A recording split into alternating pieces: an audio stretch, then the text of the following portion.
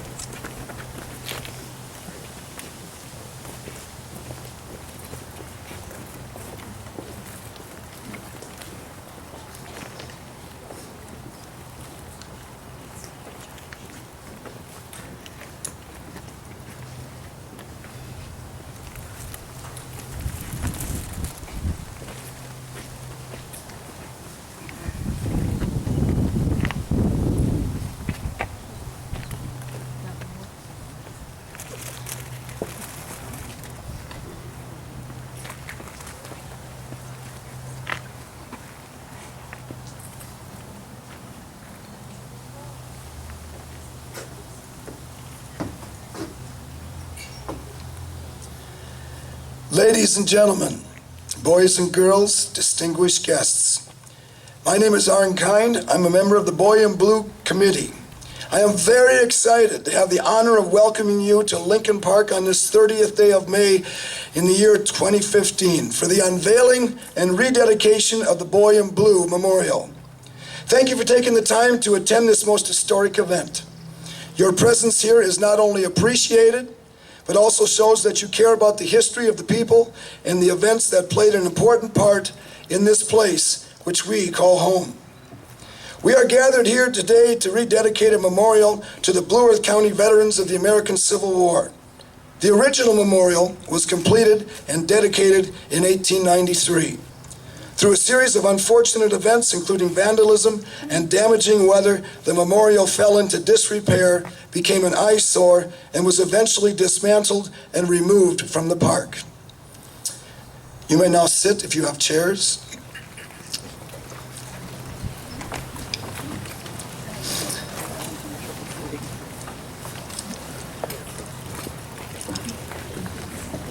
I'd like to apologize. I've had laryngitis for 3 days. And I prayed to God last night, please give me a little bit of voice because there's no way I'm going to miss this day. So if you cannot tolerate me, I've got someone who can step in real quickly for me. The story of this second Boy in Blue Memorial that we see before us is an interesting one and has its origin in an old book. The book's title is The History of Blue Earth County, published in 1909. The author of that book is Thomas Hughes. And as it turns out, when doing research for this book, Thomas Hughes, the author, interviewed Bryce Stenzel's, our MC for the day, interviewed Bryce Stenzel's maternal great-grandfather, Herman Fisher. As a boy, Bryce would often look through this book. This was one of his early introductions, a 10-year-old at the time, to the history of the place that he calls home. There is a picture of the original Boy in Blue Memorial in that book. Where is the memorial? He asked his father. Well, it's in Lincoln Park, his father answered. I want to see it. Well, his father replied, you can't. Well, why not? To which his father did not have an answer. Bummer. Bryce felt cheated that he could not see this memorial. Even at that young age, he felt that for whatever reason it had disappeared, that statue should be rebuilt. As the little boy matured, his interest in history grew to the point that he would become a well-known historian and author in the community. By 2010, he had also been portraying Lincoln for over 20 years. The years of the Civil War sesquicentennial were fast approaching. What, he thought to himself, can we do locally to honor the sacrifices made by our own soldiers from southern Minnesota?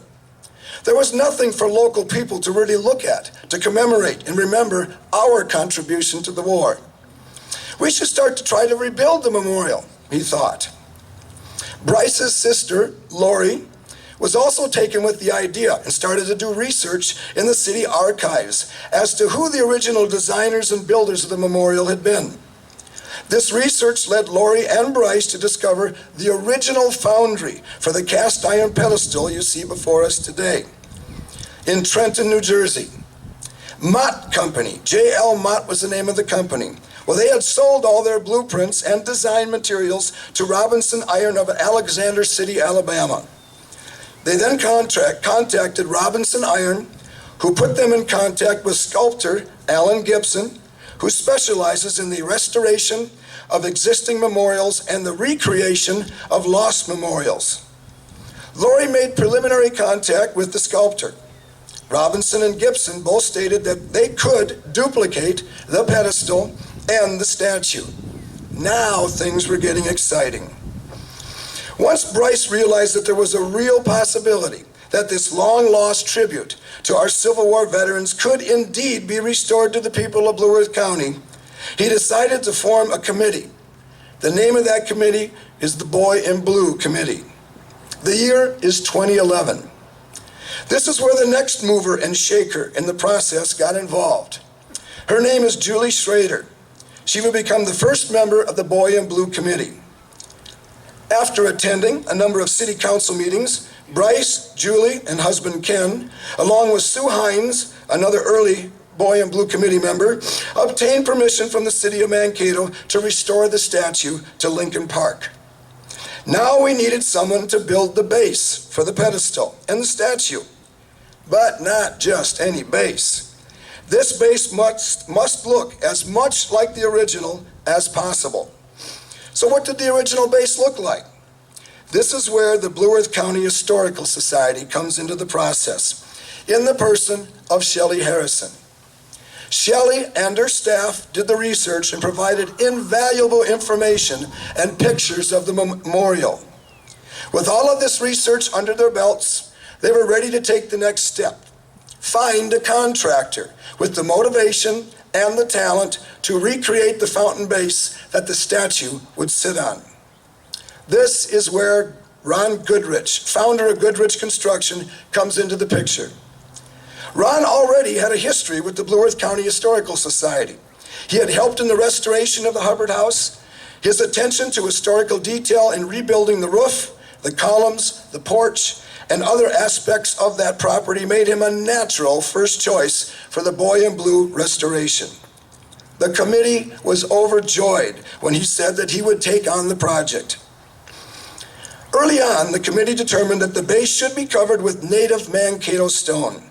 The committee decided to approach Vetter Stone for cost and estimates and negotiate a price. After all the estimates and bids were turned in, the cost of the project was determined. Ouch. Now all we have to do is raise $100,000. By spring of 2013, we were ready to break ground. After postponements due to some wet spring weather, the groundbreaking ceremony took place on May 6, 2013. Now, how to raise $100,000. From the inception of the project, Julie and Ken Schrader have been involved in advertising the Boy in Blue project through their business, Minnesota Heritage Publishing. Julie used her many connections to create an extensive network linking local historical organizations, businesses, and individual donors. The Boy in Blue Committee, a nonprofit organization, partnered with the Mankato Area Foundation, which agreed to be the fiscal agent for the project. Julie was also instrumental in coming up with creative ways to raise the money. For example, cemetery walks, TV and radio interviews, setting up feature articles in the newspaper. She also brought young and old together in the effort by working with the Mankato Area Community Band and Lincoln's Traveling Troupe, whose performances contribute to the public's awareness of the project. During Bryce's visit to the American Legion to elicit financial support, the Boy in Blue Committee received far more than a donation. The committee benefited by the addition of 2 new members from the Legion. With the addition of James Olson and Don Sandmeyer, the American Legion would become a valuable partner in the realization of our dream. The GAR, the Grand Army of the Republic, was the organization formed by the veterans of the American Civil War. It was the GAR Ladies Auxiliary, also known as the Women's Relief Corps, who first came up with the idea of building the original memorial to the Blue Earth County veterans in Lincoln Park. The Daughters of the American Revolution have had a long association with the Women's Relief Corps. Jeanette Carlson is a leader in the local Anthony Wayne chapter of the DAR. It was a natural fit for us to reach out to her to become a member of the Boy in Blue committee, and she has been a great asset to the project. When approaching the Lincoln Park Neighborhood Association for their approval and financial support, the Boy in Blue committee gained another valuable member in the person of John Gaining. John would be instrumental in the writing of grants and petitioning residents to allow the closing of streets for committee fundraising events, and of course, we wouldn't be here today without their cooperation. So thank you to the Lincoln Park Association. David Johnson got involved due to his avid interest in Civil War medicine. With his medical background, he brought another dimension to the Civil War symposiums that raised funds for the memorial. Sue Hines, already an important player in so many ways, also brought her extensive knowledge of 19th century civilian life to greatly enhance the symposiums. Well, to make a long story short, as time passed and inflation set in, the cost of the materials rose along with the cost of the project, from the original $100,000 estimate to $185,000. But that did not detract or discourage us. The committee continued to apply for grants and plan and organize fundraising events, and thanks to the very generous donations, large and small, of the people of Mankato, Blue Earth County, and Greater Minnesota, the funds were raised and construction went forward. The base you see was finished and dedicated on May 30th, 2013. Coincidentally, that was 120 years to the day when the original monument was dedicated. The completed pedestal, the iron portion, arrived in Mankato on September 17, 2014. Again, coincidentally, the anniversary of the Battle of Antietam. It was stored at Goodrich Construction during the winter months. And the Boy in Blue statue, well, you talk about cutting things close. That arrived yesterday, just in time for the dedication. We are also very pleased to announce that the talented sculptor of that statue, Mr. Alan Gibson, and his wife have arrived in Mankato along with this statue, and we are very excited to have him here today to see the unveiling of his work. So, it has been a long but exciting process. We are very excited to be here on this most historic day, to be dedicating this memorial a second time to the boys from Blue Earth County, who gave so much of themselves that this nation might be preserved. So without further ado, I would like to introduce to you our Master of Ceremonies for the dedication, and who better to serve as our MC but the man whose inspiration initiated the whole project 5 years ago. Please join me in welcoming to the podium Mr. Bryce Stenzel.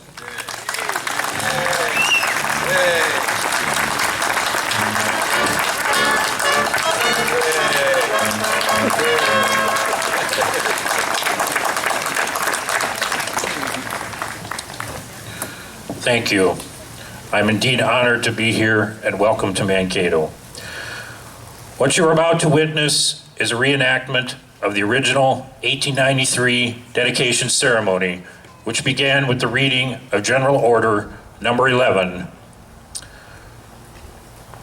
General Order Number 11 was ordered by General John A. Logan, the Commander-in-Chief of the Grand Army of the Republic, which was a Civil War veterans organization, and specifically, this is the order that established Decoration Day. At this time, I would like to introduce James Olson, Commander of American Legion Post 11, to read the General Order. Commander Olson.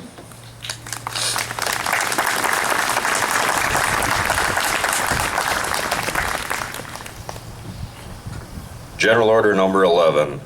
The 30th day of May, 1868, is designated for the purpose of strewing with flowers or otherwise decorating the graves of comrades who died in defense of their country during the late rebellion, and whose bodies now lie in almost every city, village, and hamlet churchyard in the land.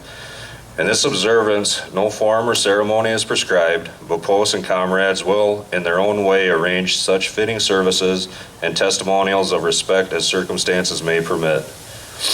We are organized, comrades, as our regulations tell us, for the purpose, among other things, of preserving and strengthening those kind of fraternal feelings which have bound together the soldiers, sailors, and Marines who united to suppress the late rebellion.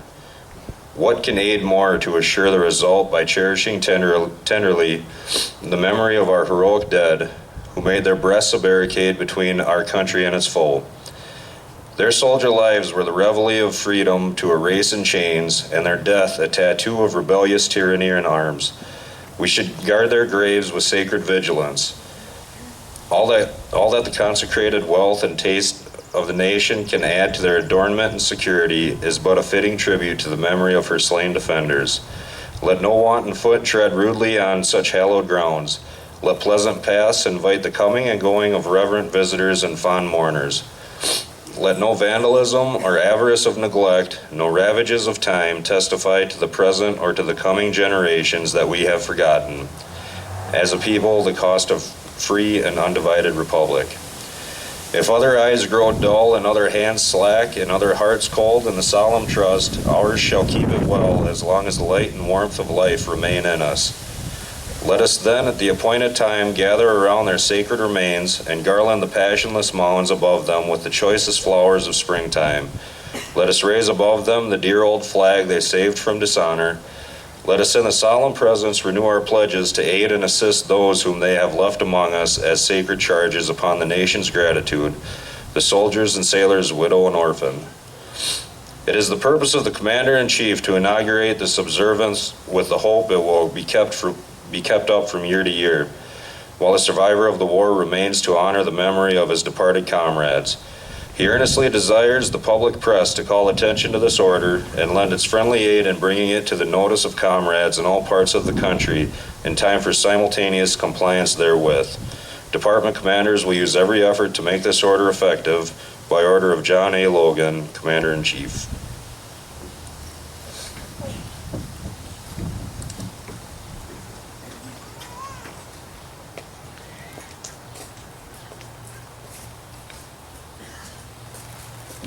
Thank you, Commander Olson. Company, prepare to fire. Ready, jumper. Loaded 9 times. Load. Hand up. Cartridge. Stand. Cartridge. Charge. Cartridge.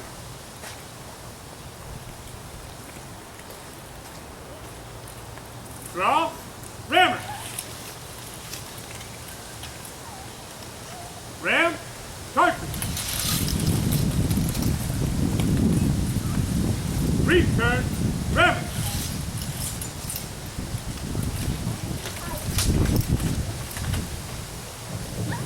Try.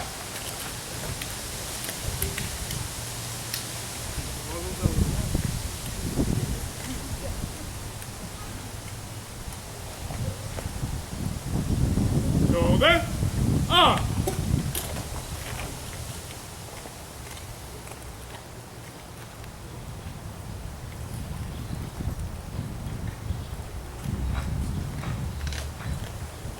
Present. Arm.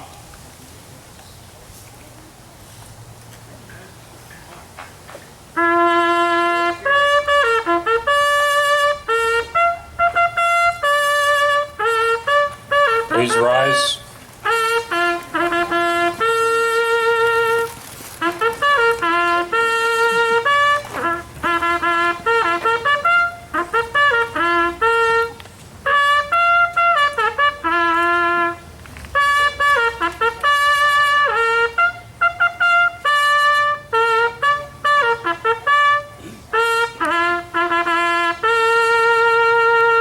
Shoulder. Arm. Ready. At elevation. Aim. Fire.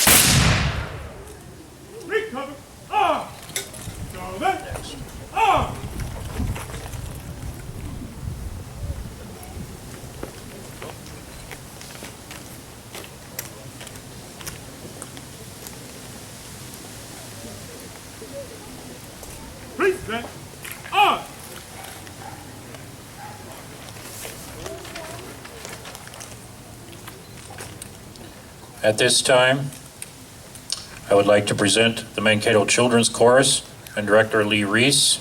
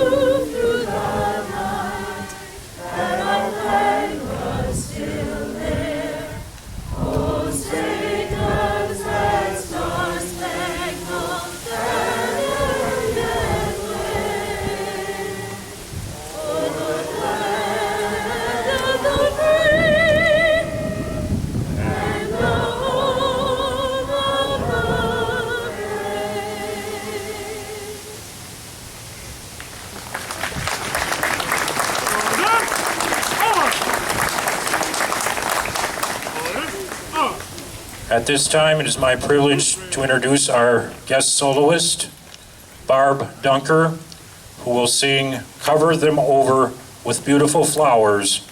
And while she does this, the Daughters of the American Revolution, Anthony Wayne chapter, will lay carnations in the fountain. So ladies, please approach the fountain. Yes, be seated. Audience may be seated as well.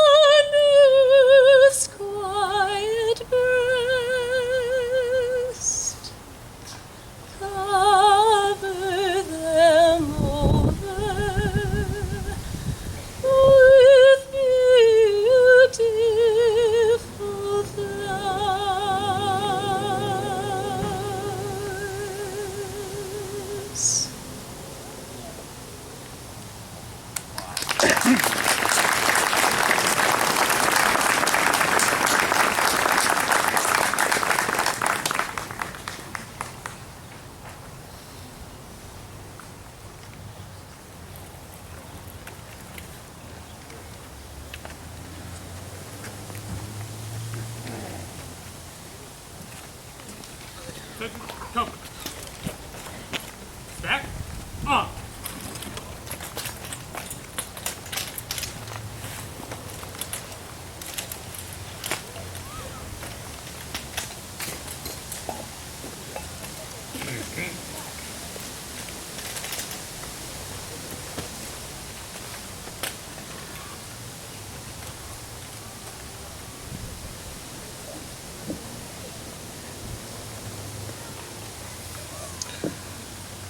this time, I would like to introduce Pastor Al Gertz to give us the invocation. Al Gertz is a local pastor and a staunch supporter of the Boy in Blue Project. Pastor Gertz.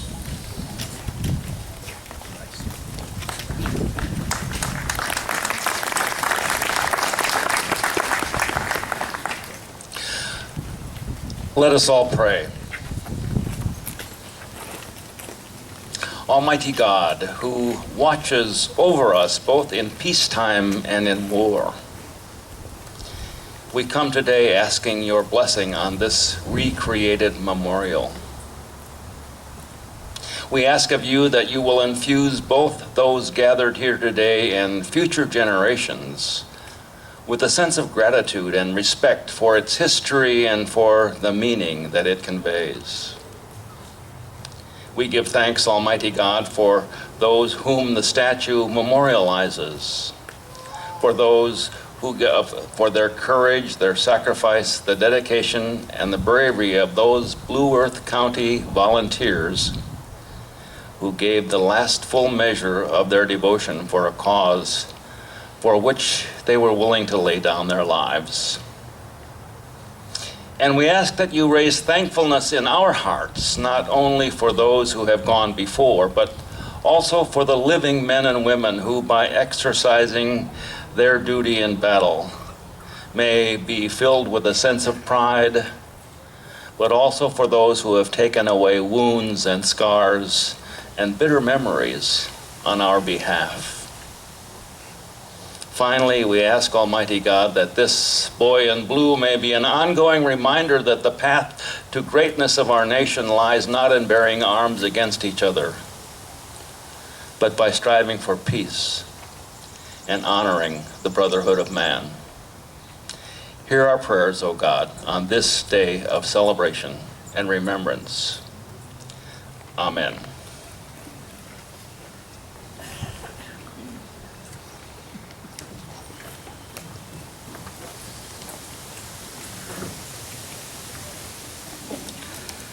At this time, I have the great privilege to introduce our keynote speaker, Mr. Darrell Sanis. Mr. Sanis is the chairman of the Minnesota Civil War Sesquicentennial Task Force. He's from Brooklyn Center and has been an active member of the Minnesota Civil War Commemoration Task Force all through the Civil War Sesquicentennial commemoration. He has spent a lifetime studying the Civil War and is a local historian, co-authoring a 3-book set, Patriots of Brooklyn, The Stories of Soldiers from Brooklyn Township. It is my great honor to introduce Mr. Darrell Sanis.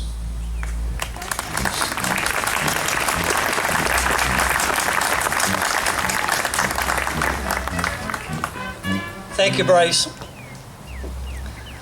I would like to thank the Boy in Blue Project Committee for inviting me to participate in this event today.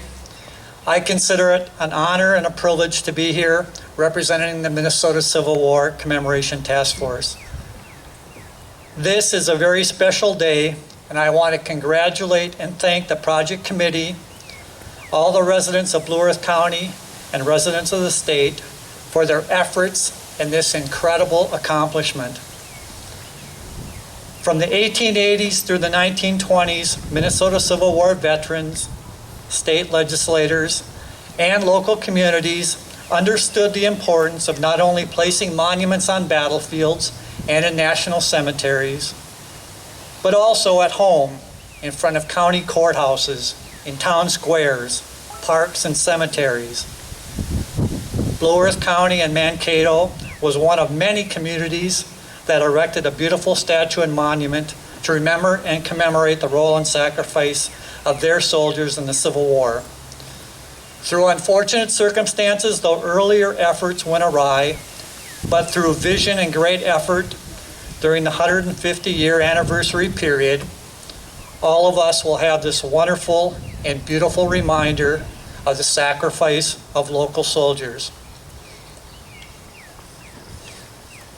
I want to start today by talking briefly about Mankato and Blue Earth County's Civil War legacy. I will do this by telling you the stories of 2 men from this county who served in the war and one who didn't. But first I want to give you a brief high-level view of the county's participation in the war. Blue Earth County had close to 700 soldiers who served in the Civil War, a very high percentage based on the number of men in the county during the war years. What is more amazing is that the county had at least one soldier in every Minnesota regiment or unit. This is unique in that most counties and towns, soldiers tended to enlist together in the same units. While Blue Earth County had well over 200 serve in the 1st Minnesota Cavalry or Mounted Rangers, the 2nd Minnesota Cavalry, and Brackett's Battalion of Cavalry, there were also close to 100 men in the 2nd Minnesota Infantry and over 100 in the 9th Minnesota Infantry. But there was men in all 3 of the light artillery units, all 11 of the infantry regiments, the heavy artillery, and even a few men in each of the sharpshooter companies. There was also a few men who went out of state and served with Iowa and Wisconsin units. The county had 2 men who served as surgeons and a couple that received the Medal of Honor, and about 20 men who were officers, including one officer who became an officer with the United States Colored Troops, the USCT. I want to start by telling you his story. James G. Thompson was born in New York in 1833 and came to Minnesota with his family in 1854 and started farming near Garden City, just southwest of Mankato. He farmed with his brother Edward for a while and then set out on his own when he married Frances Elizabeth Thompson, age 16, and of the same last name, and that was in 1858. Over the years, they had 10 children, 9 who survived to adulthood, a higher percentage than the average. On August 19, 1862, James enlisted with Company E of the 9th Minnesota. After participating in the Dakota War, the Sibley Expedition of '63, and doing patrol duty in southwestern Minnesota, the 9th Minnesota was sent south in the fall of 1863. In the Battle of Bryce's Crossroads in June of 1864, the 9th Minnesota took heavy casualties, including 233 men who were captured and sent to prisoner of war camps, most of them to Andersonville. At least half of them would not survive. In 1864, the U.S. military was looking for soldiers to become officers of colored troops who were enlisting now in very large numbers. About 7,000 white soldiers would become officers for the 180,000 black soldiers who would enlist during the period of the war. James Thompson would become one of these officers, but it was not an easy process. He resigned from the 9th Minnesota in July of '64 after that terrible battle of Bryce's Crossroads. To become an officer in the USCT, white soldiers had to pass difficult written and oral tests and convince the military examining board of their moral character and their belief in allowing black soldiers to serve in the Army. Only 50% of those who took the test passed. James studied hard, passed the exams, and was commissioned captain and assigned to the 68 USCT Infantry Regiment. In March of April of 1865, the 68 USCT was involved in the Mobile campaign. The 5th, 6th, 7th, 10th, and 9th Minnesota, Thompson's former unit, were also there.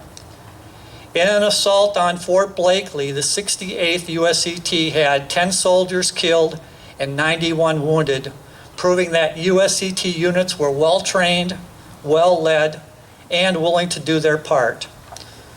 For his service, James Thompson was given a brevet or honorary promotion to major. After the war, James returned to his family and farm. Showing his patriotism during the war, James named his second son William and his third son Sherman. If he had named another son Tecumseh, then there would have been no doubt. Thompson was elected to one term as a Minnesota state legislator and then moved his family to North Dakota, where he served as a collector of customs for 6 years and then one term as county auditor in Bottineau, North Dakota. He returned to Mankato. He died in 1899 and is buried in Garden City Cemetery. General James Heaton Baker reached the highest rank of any officer from Blue Earth County in the Civil War. He was born in Ohio in 1829 and came to Minnesota and a farm in Garden City in 1857. Baker had two grandfathers who served in the Revolutionary War. He grew up hearing stories of battles, patriotism, liberty, and freedom. These stories of great sacrifice and passion in creation of a new country were a driving force for the men in northern states to preserve the Union before and during the Civil War. James Baker was well educated and a leader. He was elected twice in 1859 and 61 to the position of Minnesota Secretary of State. He resigned in 1862, was commissioned colonel, and given command of the 10th Minnesota Infantry Regiment. Late in the war, he was appointed Provost Marshal of the Department of the Missouri, basically making him military governor of the state of Missouri. He mustered out of the military in October of '65 and returned to Garden City. In 1871, General Baker was appointed by President Grant to the position of U.S. Commissioner of Pensions, and 4 years later was appointed again by President Grant as Surveyor General of Minnesota. In 1879, he purchased the two Republican newspapers in town, the Union and Recorder, and combined them into the Free Press. In the 1880s, he was elected to one term as Railroad Commissioner and was soon made President of the Railroad Commission. James Baker was considered to be one of the best orators in Minnesota during his days, and all of his speeches were very well attended. He was an active member of the Minnesota Historical Society and authored 5 books on the history of Minnesota. He also wrote the regimental history of the 10th Minnesota Regiment for the 1890 2-volume set Minnesota in the Indian and Civil Wars. In his late years, he devoted all of his time to writing. He married Rose Thurston in 1851 and they had 2 sons. She died in 1873 and he remarried to Zulu Bartlett and they had 1 son. Also, General James Baker was instrumental in having the first Boy and Blue Monument funded and dedicated in the 1890s, and he lived here next to Lincoln Park, just up the street. I hope that all of you have heard of James J. Hill, the railroad magnate and multimillionaire, and have seen his large mansion on Summit Avenue in St. Paul. But what many of you may not know about him is, as a young man living in St. Paul in 1861, when the war started, he enlisted with the 1st Minnesota Infantry Regiment. Due to very poor eye vision, he was not accepted into service, and for the rest of his life felt disappointed that he could not serve his country. For the rest of his life, though, he supported the causes of the veterans of the war. Considering the high casualties suffered by soldiers of the 1st Minnesota during the war, please stop and think for a moment about how Minnesota and the country would be different if James J. Hill had not survived the war. Well, Mankato and Blue Earth County had its own James J. Hill. R.D. Hubbard, a name and person you should all know, enlisted with a New York regiment in 1863. However, he was recovering from pneumonia at the time and was declared unfit for duty and not allowed to serve. In the 1870s, he came to Mankato and became a very prominent businessman. Again, I want all of you to think about how Mankato, Blue Earth County, and southern Minnesota would be different if R.D. Hubbard had not survived the war. But I really think that both of these men would not want you to focus on them and their accomplishments, but would rather have all of us remember and commemorate those who did serve and sacrifice for their country. Now I would like to take a few minutes to talk about the Minnesota Civil War Commemoration Task Force and why it has been and continues to be very important to commemorate. The task force has been very active over the last 4 years. Minnesota has been one of only a handful of states that have made a strong and concerted effort to commemorate their state's role in the war. We Minnesotans are also very fortunate to live in a state that has a dedicated and committed state historical society whose time, efforts, and funding over the last 4 years has played a very important and critical role in our commemoration activities. We are also very fortunate that Minnesotans voted several years ago to set aside tax dollars for art and culture legacy funding, and that the legislature has approved dollars for these funds to help us that all we have accomplished in the last 4 years with commemoration events and activities. Also, we have been helped greatly by other Minnesotans not on the task force who are very passionate about what the Civil War means and who are committed to educating and commemorating during this anniversary period. This sesquicentennial period, 2011 to 2015, was and is a once-in-a-lifetime opportunity to educate Minnesotans of all ages of our nation's most traumatic and transformative event that in many ways we still struggle with today. In Minnesota, we had an additional challenge dealing with the commemoration of the U.S.-Dakota War of 1862 that was an integral part of the Civil War and where education and understanding was just as or even more important. As part of our commemoration, we have also tried to go beyond the heroic efforts of Minnesota soldiers who served and also look at the sacrifices made by women, families, civilians on the home front, and also of free and enslaved blacks. So what have we done over the last 4 years? We have had many soldier rededication events involving the placing of and dedicating of gravestones for soldiers who gave their lives fighting for what they believe. We had events in St. Paul, St. Peter, Le Sueur, Plainview, Bayport, St. Francis, Red Wing, Hastings, to name some, but not all. We've also taken groups to Civil War battlefields on 150th anniversaries to remember and commemorate Minnesota soldiers, regiments, and units, and to rededicate Minnesota monuments on these battlefields or in national cemeteries.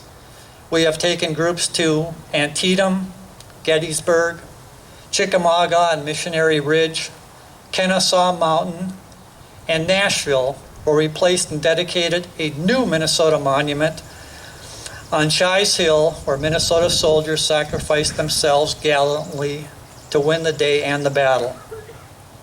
We have also provided funds and coordinated efforts of local and county historical societies and other organized groups for their Civil War events or projects. These grants have gone to museums, reenactment and living history groups, project committees, and reenactment events all throughout the state to help them educate, entertain, and commemorate the role of Minnesotans during the war. As we come to the end of the 4-year commemoration of the 150th anniversary of the Civil War, our commemoration should not end.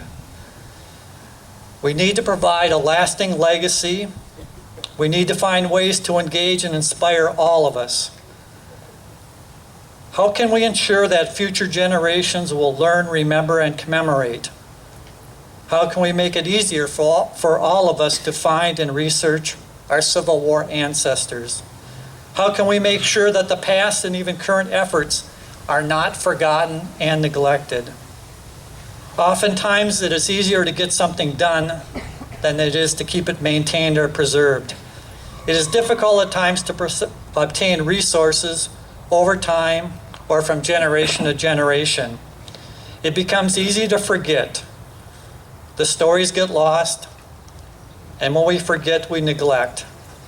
As we exit this anniversary period, let us always remember. Events and projects like this one today seem like small steps, but they all add up. We must always remember, and as we remember, we must preserve and protect the lasting legacy of all those who came before us, those who made great sacrifices to provide us with all that we have today.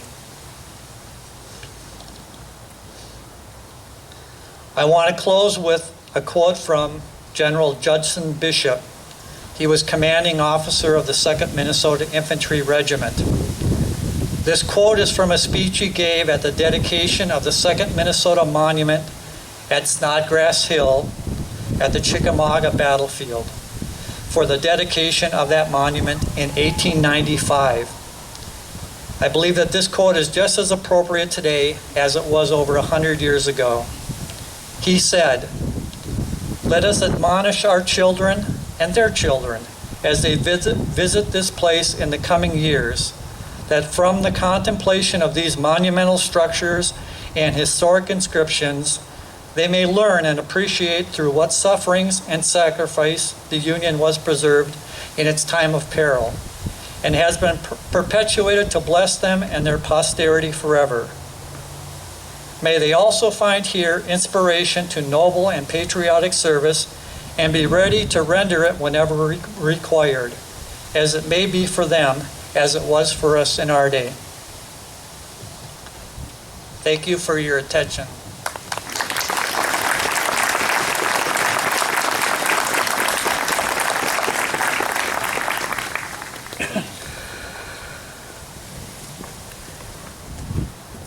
I am greatly honored to introduce our next speaker.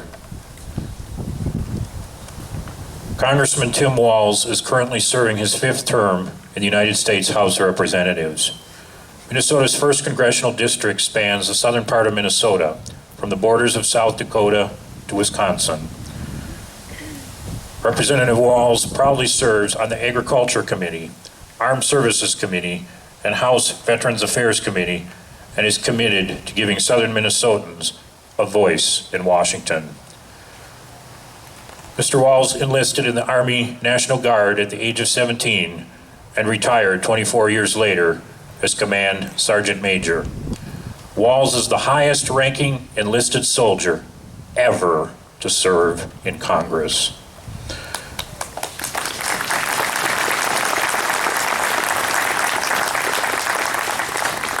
In addition to being in the National Guard and prior to his election to Congress, Walz was a high school geography teacher and football coach right down the road here at Mankato West. Congressman Walz lives with his wife Gwen and their 2 young children in Mankato.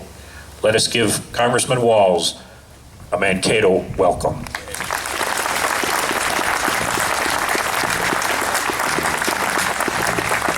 Well, good morning to everyone, and it is truly a beautiful morning. A late spring in Minnesota with the sun shining, and I think back to wondering what our predecessors would have thought if they'd have seen this gathering 100 years later, that we would still be standing here and continuing the work. To Bryce and Arn and the entire committee, and I think listening to the names involved, too many to list, really sums up a lot about this community, that the effort that was put into this, the coalition building to make it happen, and the commitment, the unwavering commitment is something I am incredibly proud of, and proud to, as a citizen of Mankato, to thank you for that. To our reenactors that are here too, and our, I would call you living historians, thank you for the dedication you put in. As a teacher and someone who has had the pleasure to be around Arn and Bryce and many of you, I can tell you that you bring this history to life for all of us, especially for our children who are here, and to make that connection to them that is so important to understand. This is not just something in a book. These were real people that are part of who we are, so thank you for that. To our elected officials and to Mayor Anderson, I I think of this, not a day goes by I'm not proud to call this place home, and I think the greatest manifestation of that is when I'm riding with my two young children and they'll just spontaneously blurt out, "Man, I love Mankato." That says a lot about what you've done, and for that I'm incredibly thankful. Well, we're here today to look at a beautiful casting and a beautiful monument that is going to stand for decades and centuries to come. And it's going to do that because of the commitment of folks like you to come out here. And I think when we do the memorials, and you heard the words from our historians, it is an incredibly amazing thing as we stand here on this beautiful day as free men and free women. It's all too easy to think that that's just kind of the way things are done. But throughout human history, the ability to gather as free men and free women is the exception, not the rule. And it came at a terrible price throughout the years to maintain that. And I think most of us understand these rights and privileges are things that only billions of people around the world can only dream about, and we can sit here and enjoy them at our pace, at our leisure, because of that sacrifice. But I think these, and it's preaching to the choir with each of you being here because you understand this, those rights and privileges come with responsibility. And one of those responsibilities is to understand where we came from and how we got here. And this memorial and this 150 sesquicentennial, it's all too easy to see the Civil War as something that's way far past. Something I've learned by sitting on the VA committee, the Veterans, the Department of Veterans Affairs is still paying the earned benefits to the children of Civil War veterans today in 2015. Our connection and our commitments span an awful long time, and as you heard the historians say, we can't forget those. And as you're here today to think about this, I think watching what it took and listening to that story about what it took to get this done is absolutely a manifestation about all of those things those people stood for. The ability for us to gather, the ability for us to do the things that we choose to do and that we want to do is how we can best honor that sacrifice. And it's fitting that we're here this week during Memorial Day. We were over in Faribault County on Monday where they dedicated a cemetery to George Schermerhorn, a Civil War veteran, and to Thaddeus Smith, a War of 1812 veteran that lays buried in Easton, Minnesota. And here we stand today in 2015, and I think coming out and bringing your children and looking at this beautiful statue and listening to the work that went into this, I think the message is very clear, and the message in the general order that you heard read was very clear. The way that all of us can dedicate ourselves to best honoring the sacrifice they did is to continue to strive to ensure those principles remain alive, to continue to make sure this nation moves forward in those very those core values of freedom, of patriotism, of caring for your neighbors. Those things hold true. And I often hear, trust me, I often hear this, how frustrated people are, and they will tell me things like this: I've never seen things so bad in Congress. I've never seen the country more divided. I'm guessing they might have differed with your opinion 150 years ago. It was pretty divided then. It's been pretty divided at different times, but I think the lesson that's told is not the division. The lesson is told what we did afterwards, how we got through those divisions, and not only did we survive them, we came out stronger on the other end. So for those who would say this is a gathering to look at a statue, those are the folks that aren't here. To each of you that are here, this is a gathering to say, what can we do together? What can we do to make a more perfect union? And what can we do to honor the sacrifices of those boys in blue? And each and every one of you are doing it. So thank you for being here. Thank you to this community again for making this a place that I cannot imagine a better place to raise children and to live with my family. And I think that, again, is a dedication and a living proof that this community and this state are living up to that heritage. So thank each and every one of you. May God bless you, and may God bless this great nation. Thank you, sir. And thank you for taking time out of your very busy schedule to be with us here today. That's indeed very much appreciated.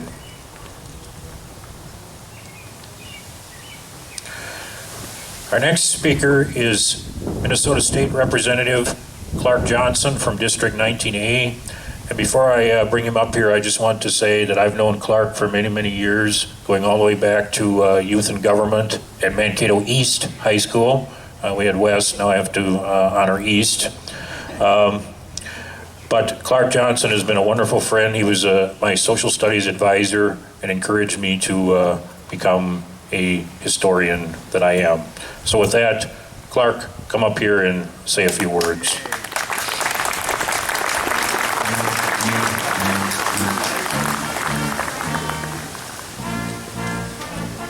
Well, thank you, Bryce. I see a number of teachers in the audience, including Representative Walls, and I think all of us to some degree live through the accomplishments of our students. And Bryce, it's an honor to be with you today because you've accomplished a lot for history in our region.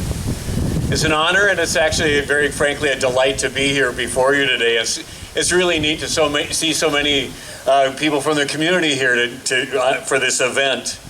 Fundamentally, what we're doing is we're honoring the sacrifice of those who served in the Civil War to keep our Union whole, and our local folks specifically who did that.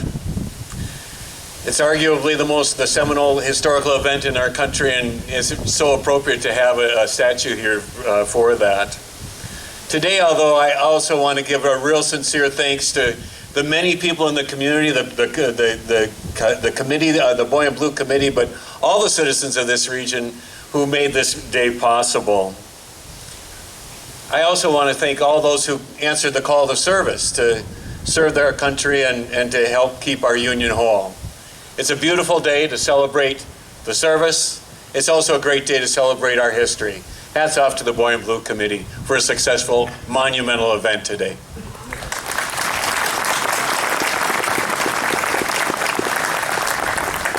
Thank you, Clark.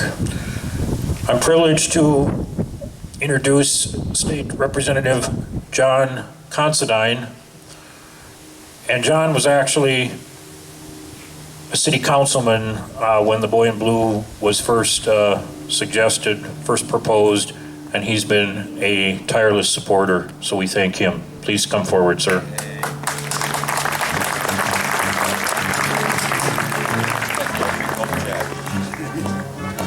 Most of you know me as Jack. I was trying to go with the Civil War theme here. I was thinking Jefferson Davis. Unfortunately, far too many of you guessed Colonel Sanders. I'll work on it.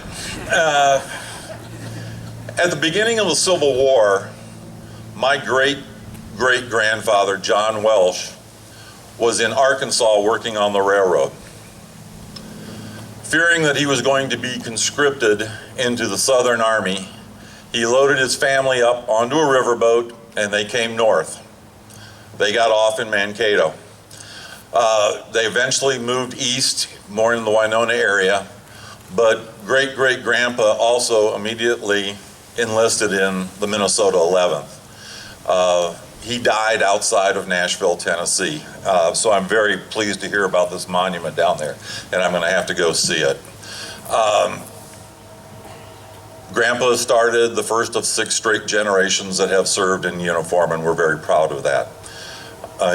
But John came to this country to participate in the great American experiment, a new form of government. And when asked, Benjamin Franklin said, "It's a republic if you can hold it." And 7 years later, we had probably the most serious challenge we've ever had to our form of government. But Abraham Lincoln said, in probably the most succinct yet all-encompassing definition of what we are about, a government of the people, by the people, and for the people. And it continues today to require sacrifice and duty. You don't necessarily have to be in the military, but it's good to be engaged. And actually the thing that came to mind as I was thinking about this was jury duty. How many people try to avoid jury duty? And yet it's one of our fundamental rights, and it's one of our fundamental obligations as citizens to this country is to go to jury duty. Nobody likes it. And the other one is vote and get involved. Get involved in the community things. Again, what Representative Walls was talking about is something in St. Paul that I talk about all the time, about the cooperation we have between public and private, the amount of people in the community that are willing to get involved. I think we are really a beacon for the rest of the state as how to work together and get things done. Mankato has had a great run here, and it's primarily because of people like you. It's not necessarily the city council, which I was on for a long time, or the state reps. It's because we have a community that's involved and loves their community. When I left the city council, I grew up on Air Force bases all around the world. The idea of having a hometown was frankly foreign to me. But at the time I left the city council, I understood what it meant to be proud and to love a city. And that's the way I feel about Mankato. So thank you very much for having me, and thank you for telling me about the monument in Nashville.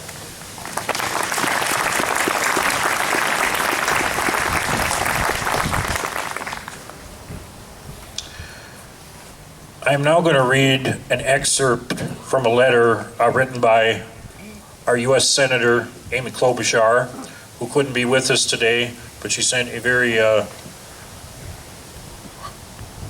heartfelt letter to us, so I'm going to read that at this time. Dear friends, thank you for inviting me to join you in commemorating the Boy in Blue Civil War Veterans Memorial. Though my schedule prevents me from joining you in person, I would like to take this opportunity to remember our veterans and to recognize your community's work in restoring history. Mankato's 1893 Boy in Blue statue was originally built to honor the 682 Blue Earth County citizen soldiers who volunteered their lives to serve their county.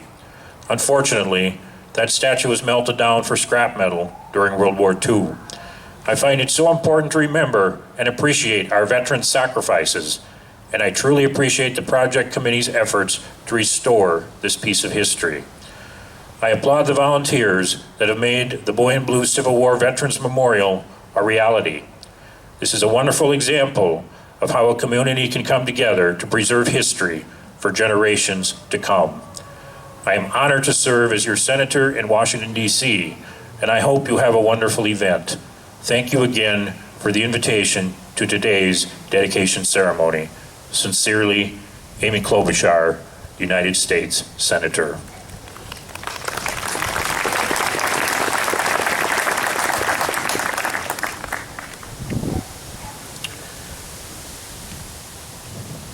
At this time, I would ask the Boy in Blue Memorial Committee, the chief contractor, Ron Goodrich, sculptor, Alan Gibson, and engraver, Tom Miller, to gather at the memorial for the unveiling of the statue.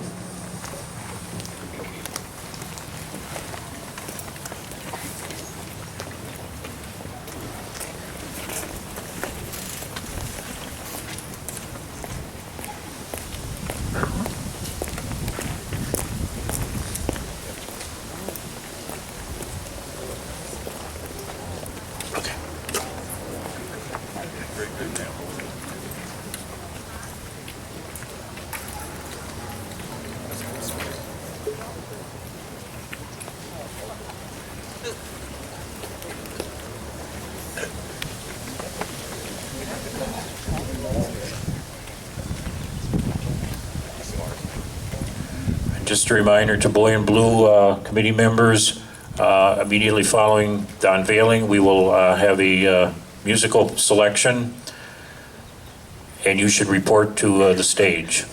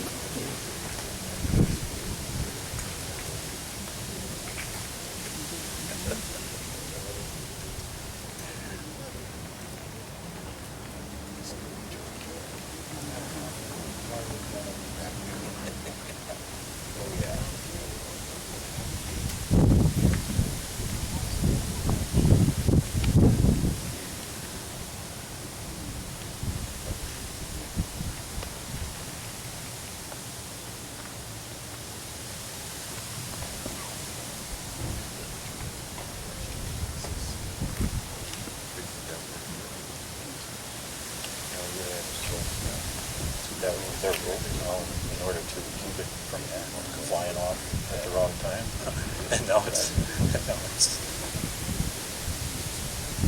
He's-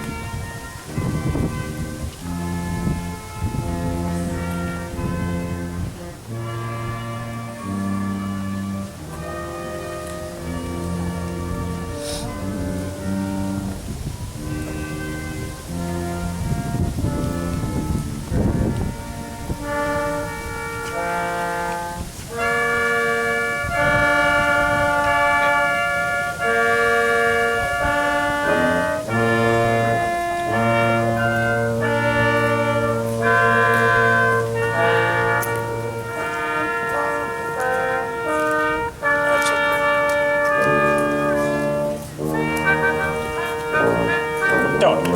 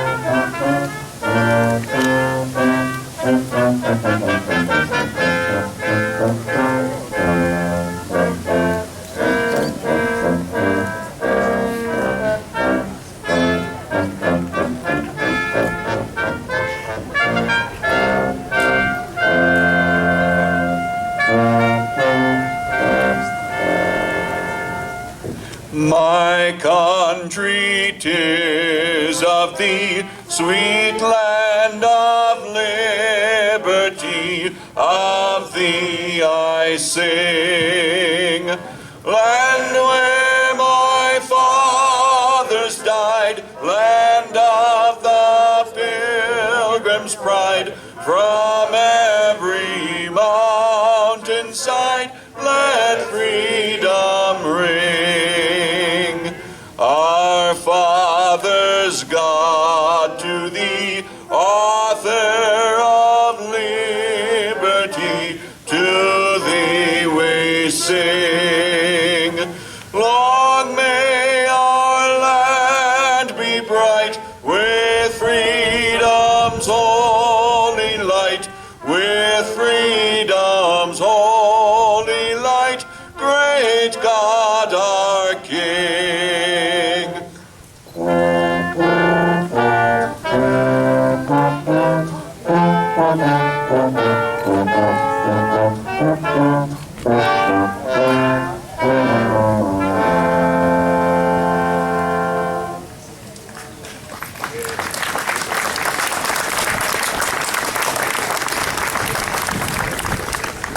Mayor Anderson, I would like to call you here to the center, to the podium, for a special presentation. And I'll do the presentation first, and then I'll tell you what I'm doing.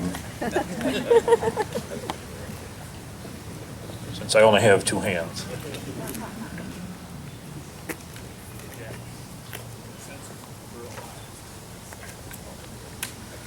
Mayor Anderson, it is with great pleasure that we, the members of the Boy in Blue Committee, present to you and the people of Mankato and Blue Earth County this memorial.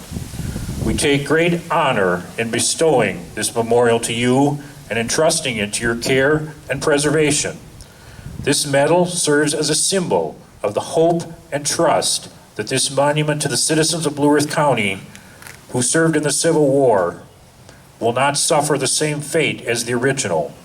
It is to you, as the leader of our people, that we entrust that this memorial shall endure to witness to future generations the sacrifice these honored men made in defense of freedom. Mayor Anderson.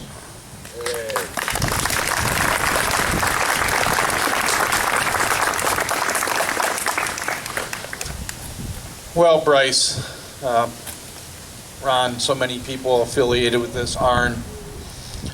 On behalf of the people of the city of Mankato, which does beseat Blue Earth County's county seat, it is really a privilege to be here to accept on behalf of the people this most generous donation that I think has been touched on, many of us recognize is not just of a vision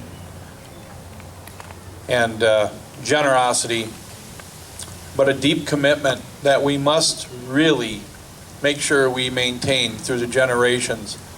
Each of us, when we were born, have one similar commonality that we cannot shake, and that is we're predestined to pass away.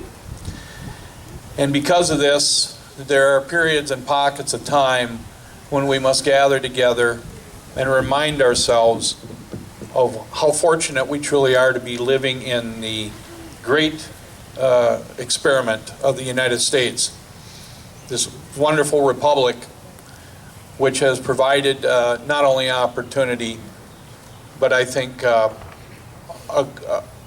terrific petri dish for which all of us have been able to take our God-given abilities and to our best efforts try to pass along to others an even better place.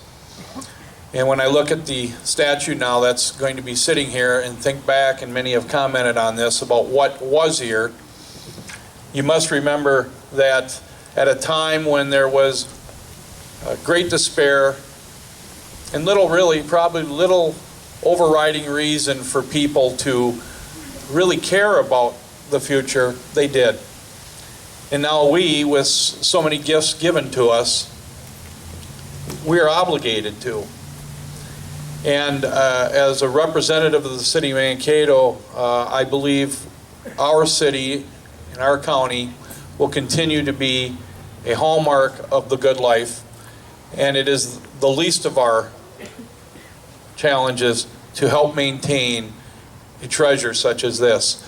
So I want to thank again everyone that has been here, the elected officials, the reenactors, the many representatives of the groups that helped with the parade, and most of all, Bryce, to you and so many others that were instrumental in this, to see it and to see it through. Mankato owes you a big debt of gratitude, and so do I. Thank you.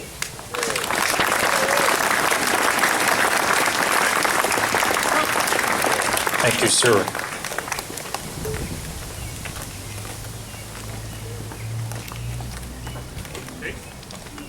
On.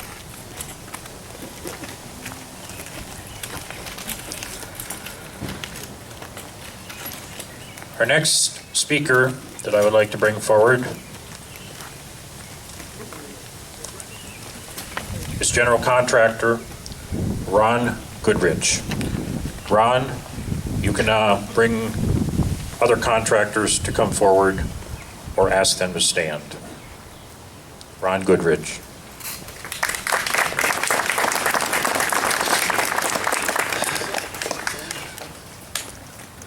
It's such a privilege and an honor to be here with all of you at this day that we've been waiting for years. Once again, I just want to thank everyone for attending and giving and sharing this moment of pride with all of us. 4 years ago, Julie and Bryce came to my office with a dream and a vision. And they even had a blueprint, which is so rare in some cases. And their blueprint consisted of this outline of a Boy in Blue memorial. And I asked Bryce, I said, so what is the Boy in Blue? And he said, well, it's a memorial dedicating the Union War soldier. And I thought, well, why the boy? And it's just sat with me for the longest time, thinking about the boy. The 16, 17-year-old boy that was put in a uniform and set out there to fight for our country. It really struck a chord with me. And as you know, many of you know, I've taken a passion for restoring buildings. But they're just buildings. This was an opportunity to restore a memorial to individuals that served our country. And I consider it a great privilege and honor to be part of this process. It is by far one of the most rewarding projects of my career. I also would be foolish if I thought that you can do it alone. Everyone knows that in order to accomplish something, you have to put together a team. And the team that we gathered for this project was second to none. I would like to acknowledge some of them at this time. The first stage in the process, of course, was to determine where the memorial was going to go. We had old black and white photos that we were working from, and from those pictures from various angles of the original fountain, we triangulated a spot in the park and thought, it must be about here. And started digging, and sure enough, we ran into the footings for the original stone foundation. There were, we couldn't use them, of course, but we knew that we were in the right spot. So we proceeded with the excavation with the help of Ward Brothers Construction. Roger and Nathan Ward have been working with us for years, and their expertise in the construction has been invaluable as far as the excavation, the grading of the site, and also using their equipment to set both the pedestal, which weighs well over 1,000 pounds, and the statue, which weighs just short of 1,000 pounds. I also would like to thank Tim's Plumbing and Jeff Wallace Electric, who helped with the infrastructure, bringing both the water and electricity to the structure. And of course, we had to have a great deal of assistance from Vetter Stone Company. Howard Vetter took this project to heart and made sure that the stone details were as accurate as possible they could be. In addition to that, we had the good fortune of having Tom Miller involved in doing all of the carving on the stones, as well as the granite pieces that will be adorning the sides of the perimeter. We did get one of them mounted today, right, Tom? And I want you to be sure and look for that before you leave. And know that over time, Tom promises it will not be another 50 years before he completes the rest of the names, but we are planning to put all of the names of the Blue Earth County warriors on this memorial in these plaques that will remain to be set. So take a look at the one that is in place before you leave, and thank you very much, Tom, for your participation. I also want to thank Broad Street Brick and Patio for the beautiful work that they did on the pavers. We have to give acknowledgement to the city of Mankato for the cooperation that they have shown has been fantastic.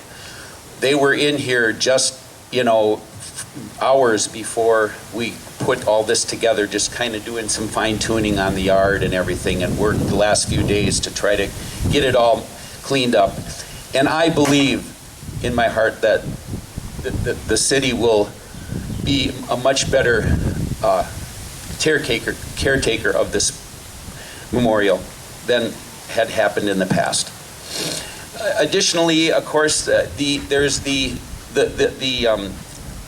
iron pedestal.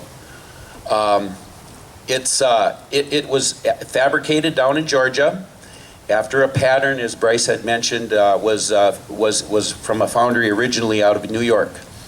The pedestal came here in one piece and sat in our shop through the winter until it was ready to set. The pedestal was fabricated by Robinson Iron, and Luke Robinson, of course, is not able to be here today, but gives us his congratulations as well. And we also have the privilege of having Alan Gibson here today, the sculpture for this project. Alan, are you out there somewhere?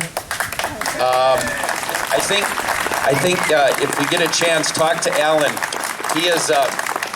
He's from Dallas, or not Dallas, but the Dallas area of Texas, and has been working on this sculpture for, I don't know, 4 or 5 months at least, huh? And came up here with it in the back of his pickup truck. And so it was quite a journey, I guess. The boy in blue already has 900 miles on it before we finally put it to rest. But thank you again, Alan, for your help in this whole project, and it's a beautiful, beautiful tribute to the Union's soldier. And last but not least, I would like to give a special thanks to my foreman for the project, Douglas Koopman. Douglas has been with me. Thank you. Douglas has been with me for many years, and I knew when it came to this project that he was someone I could trust with a project this important. So thank you, Douglas. And with that, I'd just like to again thank all of you for being here on this beautiful day, and let's continue to preserve our past for those that are going to come before us in the future. Come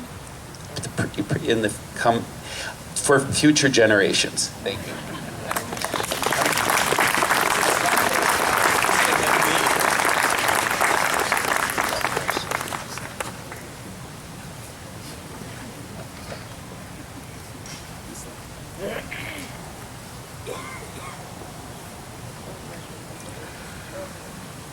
Ron has done most of this work for me, but I would officially like to thank the organizers, namely the Boy in Blue Committee itself. Would all of the members of the Boy in Blue Committee stand once again to be recognized?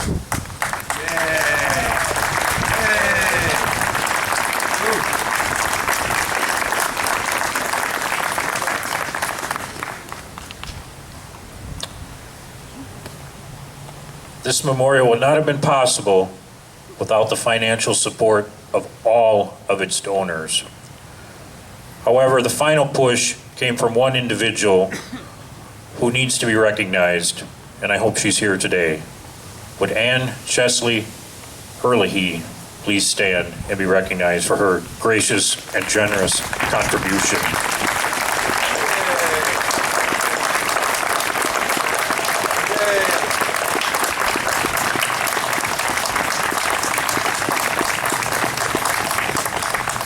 Our goal was to finish it by 2015. And with this wonderful lady's assistance, we were able to do that.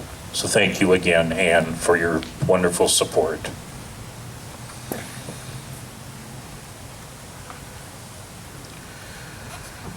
We've had wonderful speeches today. We've had many individuals get up here and speak from the heart. They've all been wonderful. But there's one voice that's left to be heard, and that is the voice of our 16th president, who said it best. Lincoln understood the significance not only of public speaking, but speaking from the heart. And in November of 1863, he journeyed to Gettysburg to put into meaning, to put into words, the sacrifices that were being made by the soldiers, both blue and gray, during the American Civil War. And at this time, I'd like to share those brief, appropriate remarks.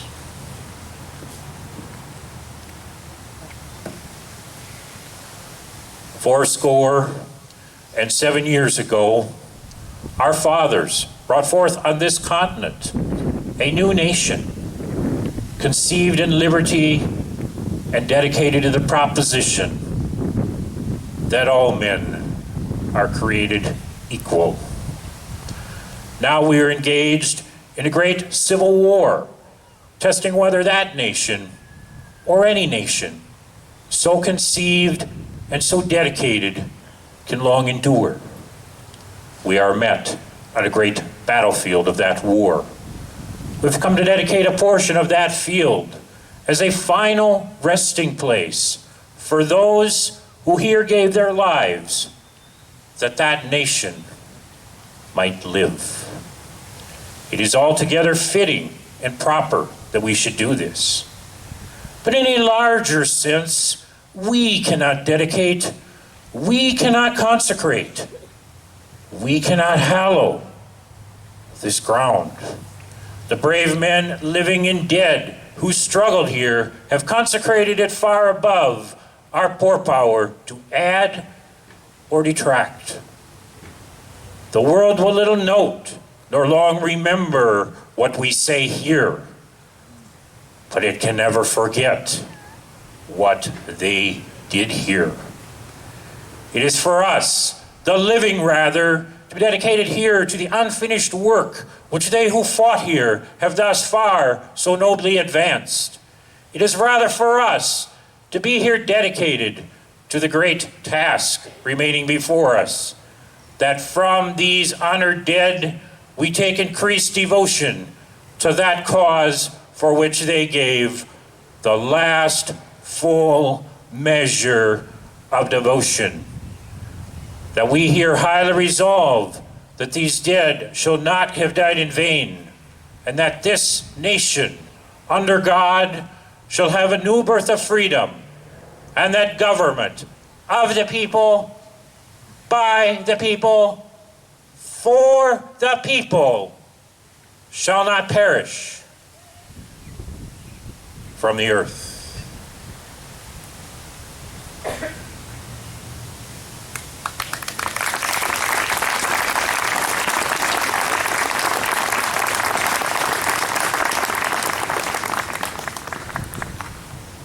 At this time, I would like a brief moment of silence to remember not only our Civil War dead, but all of the veterans who paid that supreme sacrifice and gave us their last full measure of devotion.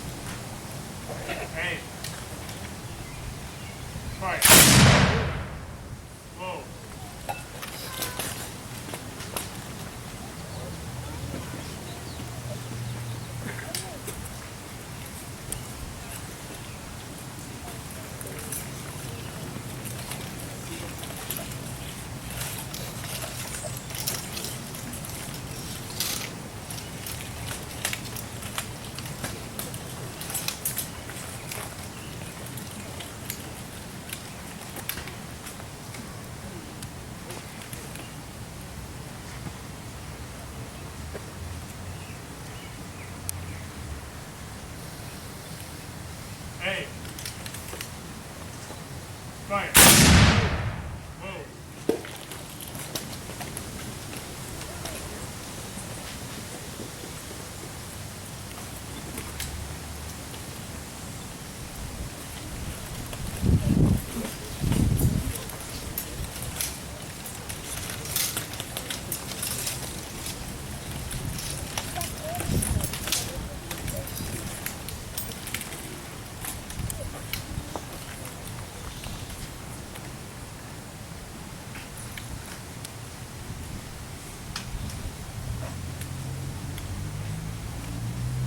Hey.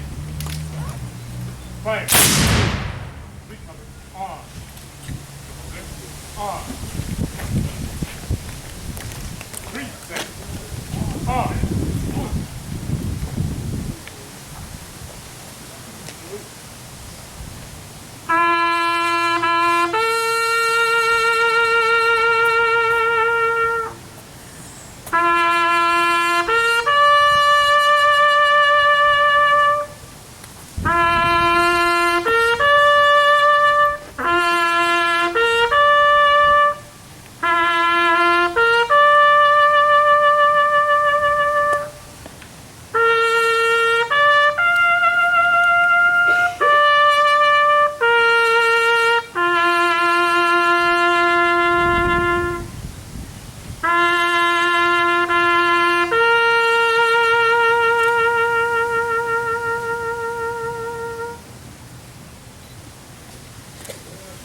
Shoulder. On. Shoulder. On. In place. Rest. I'd like a picture of Father Deanne and everybody. Can we get a picture by the fountain? Yeah, it would be a crowd, but they tried.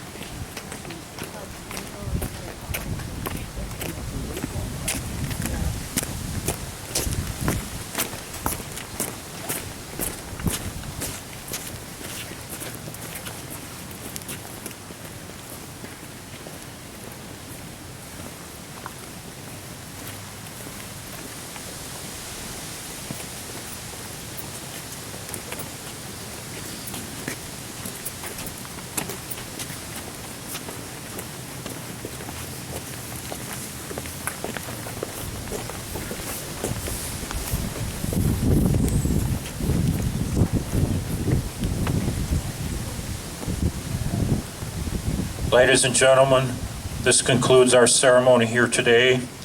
We thank all of you who braved the weather and attended this important historic event. But we particularly thank our reenactors, our wonderful musicians, our featured speakers.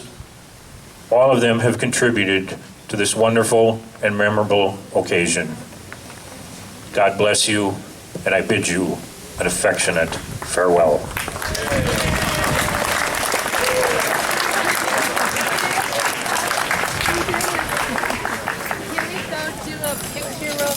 Can we take a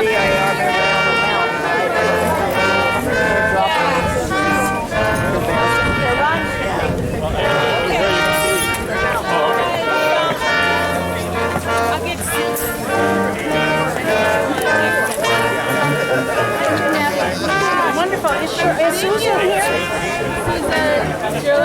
Yeah, it's right there in the hat. Yeah, it's right there. Oh, right there she is. Okay, thank you. She's got a box for me.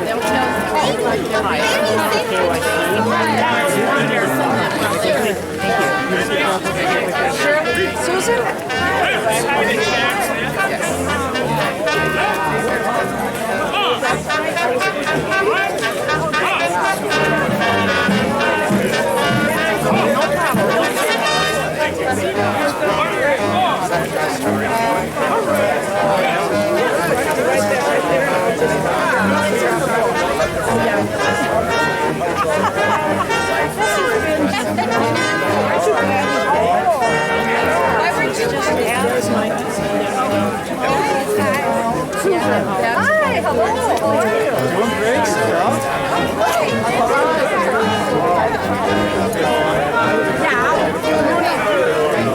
yeah, you got to be there. Yes, we are.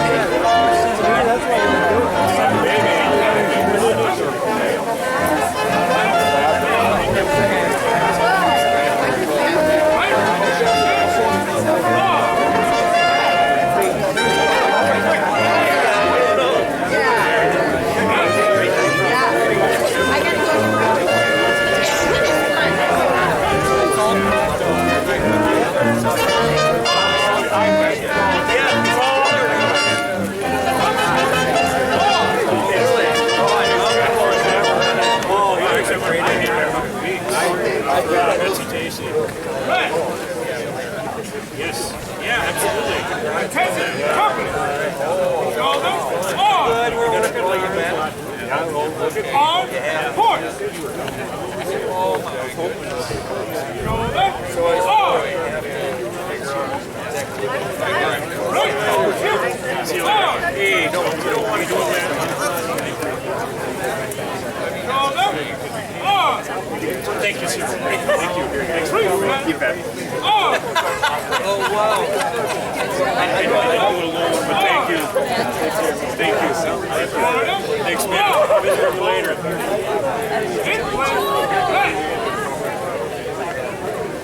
You remain here. Shortly, I'm going to follow you out. Stay close.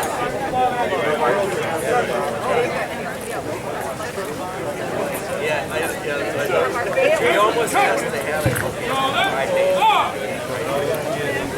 Right.